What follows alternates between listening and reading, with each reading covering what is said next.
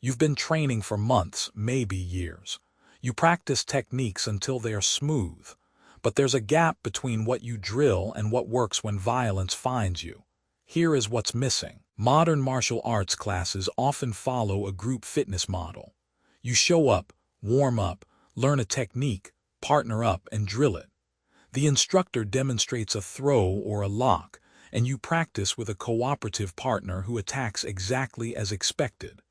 This model is great for teaching coordinated movement patterns, but it fails at teaching adaptive violence. When you learn a technique in isolation, a wrist lock from a specific grab, you are learning a pre-choreographed dance step for a very specific piece of music. Change the music, the attack, the angle, the environment, the attacker's size, their intent, and your step no longer fits. Your brain gets wired to believe that knowing the steps is the goal, but the real world does not attack from a catalog. In class, your partner is a fellow student. They are similar in size. They attack with textbook form. They don't flail, they don't scream, they don't smell of sweat, alcohol, or fear. They don't have a wild, unpredictable rage in their eyes. They don't have a 50-pound weight advantage or the wiry strength of desperation. You are practicing on a simulation that lacks the fundamental humanity, the unpredictable biology and volatile psychology of a real threat. A real attacker doesn't give you a clean grab.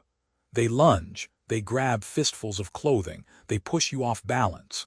If your training only involves compliant partners, you are learning to solve a puzzle that doesn't exist. You must train against resistance, unpredictability, and genuine aggression to build skills that transfer. The dojo floor is flat, clean, and clear. A real encounter happens on asphalt, gravel, wet grass, a sloping driveway, a cramped bathroom, a staircase between parked cars. There are walls, curbs, tables, and broken bottles. Your footwork, which assumes perfect traction in space, becomes a liability. That beautiful sweep you've drilled 1,000 times. It requires a stable base and rotation your opponent won't grant you on a patch of ice. You need to train on varied surfaces, in confined spaces, and around obstacles. Your techniques must adapt to the terrain, not the other way around. If you've never practiced on a gravel parking lot or in a narrow hallway, you are not prepared for where violence actually happens. Sparring gets your heart up. Real violence triggers a primal cascade: tunnel vision, auditory exclusion, loss of fine motor skills, time distortion, trembling, and a crushing flood of fear and confusion, the adrenaline dump. The delicate, multi-step techniques you've memorized require fine motor control and sequential thinking.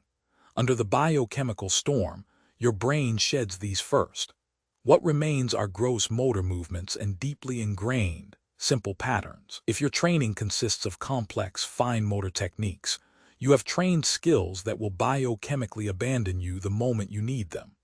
You must drill simple, gross motor actions under stress until they become automatic. That means training with high heart rate, loud noises, and chaotic scenarios so your body knows what to do when your fine motor control fails. In class, the if-then pathway is simple. If he grabs my wrist like this, then I perform technique A7.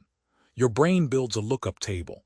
In a real assault, the attack is not a clean, recognized grab. It's a chaotic lunge.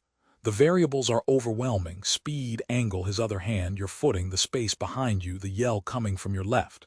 Your brain races to its lookup table. It finds nothing that matches this chaotic input. It flips pages faster. Nothing. The system, designed for clean, categorized inputs, overloads and shuts down. This is the freeze. It's not cowardice. It's systemic failure. The brain, presented with a problem for which it has no preloaded matching solution, enters a state of cognitive paralysis.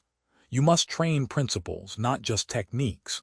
Principles like distance, timing, and leverage adapt to any situation. A person with 3 ugly but adaptable actions will beat someone with 1,000 techniques, but no governing principles. Class rarely teaches the actual goal of a fight.